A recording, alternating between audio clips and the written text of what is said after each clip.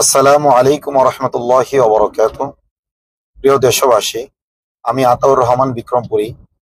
আমি আয়না ঘরের একজন ব্যক্তি। মীর জাহান ভাইয়ের পোস্ট থেকে জানতে পারলাম ওনাকে গাজীপুর মেট্রোপলিটন পুলিশের ভারপ্রাপ্ত কমিশনার জাহিদুল ইসলাম বলেছেন, রাজনৈতিক সরকার থাকলে এই আতাউর রহমান বিক্রমপুরীকে গুলি করে মেরে ফেলতাম। পুলিশ আমাকে হত্যাযোগ্য করে তোলার জন্য 3টি জঘন্য মিথ্যাচার করেছে। প্রথমত, আমাকে একটি কথিত জঙ্গি সংগঠনের সদস্য বানিয়েছে, অথচ এই ধরনের কোনো সংগঠনের সাথে আমার ন্যূনতম কোনো সম্পর্ক নেই। আমার সকল কার্যক্রম সোশ্যাল মিডিয়া এবং জনপরিসরে প্রকাশ্য। আমাকে জঙ্গি বানানোর জন্য তিনি আওয়ামী আমলে হওয়া আমার নামে একটি মিথ্যা মামলার কথা উল্লেখ করেছেন। আমি মুজিব বর্ষের বিরুদ্ধে বক্তব্য দেওয়ার কারণে, মুজিববাদের বিরোধিতা করার কারণে এবং বিশেষ করে ফ্যাসিস্ট হাসিনা সরকারের সমালোচনা করার কারণে আমাকে প্রথমে আয়না ঘরে নিয়ে নির্মম নির্যাতন করা হয় এবং পরবর্তীতে মিথ্যা মামলা দিয়ে কারাগারে পাঠানো হয়। জুলাইয়ের পর সেই মামলার প্রসঙ্গটি টেনে এনে আমাকে জঙ্গি বানিয়ে আমাকে পুনরায় হত্যাযোগ্য করে তুলছে পুলিশ।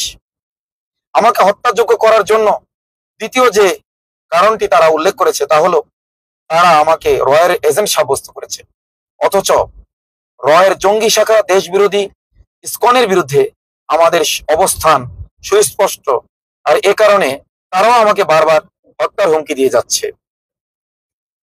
তৃতীয়ত, সে আমাকে নির্বাচন বানচালের ষড়যন্ত্রের সাথে যুক্ত বলছে, অথচ নির্বাচন হওয়া না হওয়া নিয়ে আপনারা আমার কোনো বক্তব্যই শোনেননি। যেহেতু আমি ইসলামী শাসন ব্যবস্থায় বিশ্বাস করি, এজন্য নির্বাচন হওয়া বা না হওয়া নিয়ে আমার কোনো মাথা ব্যথার কারণই নেই। অথচ পুলিশের দায়িত্বশীল একজন কর্মকর্তার কাছ থেকে এমন বিচার বহির্ভূত হত্যাকাণ্ডের হুমকি, আসলে এই হুমকিতে আমি আমার নিজের নিরাপত্তা নিয়ে, আমার পরিবারের নিরাপত্তা নিয়ে আমি খুব শঙ্কা বোধ করছি। যে পুলিশের হাতে জনগণের ট্যাক্সের টাকায় কেনা অস্ত্র দেওয়া হয় জনগণের নিরাপত্তা দেওয়ার জন্য, সেই পুলিশ যদি নিজ দেশের শান্তিকামী নাগরিককে বুলেটের নিশানা বানায়, তাহলে সেই নাগরিকের নিরাপত্তা কে দিবে? আমি প্রথমত আল্লাহর আদালতে, অতঃপর সভ্য সমাজের চিন্তাশীল জনতার বিবেকের কাছে এই বিচার দিয়ে রাখলাম। রাষ্ট্রীয় পুলিশের পোশাক পরে একজন নাগরিককে প্রকাশ্যে গুলি করে হত্যার হুমকি দেওয়ার পরও সেই ব্যক্তিকে যদি চাকরিতে বহাল রাখা হয়, তাহলে সেই রাষ্ট্রের নৈতিক ভিত্তি কোথায় থাকে সেই প্রশ্ন জনতার আদালতে দিয়ে রাখলাম। আর আমি ভরসা করলাম সপ্ত আসমান ও জমিনের মালিক আরশ আযীমের অধিপতি মহান আল্লাহর উপর, নিশ্চয়ই পুলিশের চেয়ে আমার রবের নিরাপত্তা আমার জন্য অধিক উত্তম।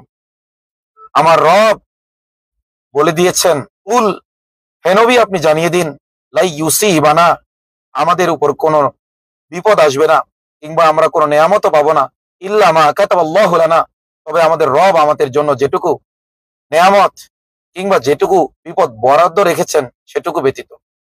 হুয়া মাওলানা, তিনিই আমাদের অভিভাবক। ও আলাল্লাহি ফালিয়াতাওয়াক্কালিল মুমিনুন, মুমিনরা যেন তারই উপর ভরসা করে।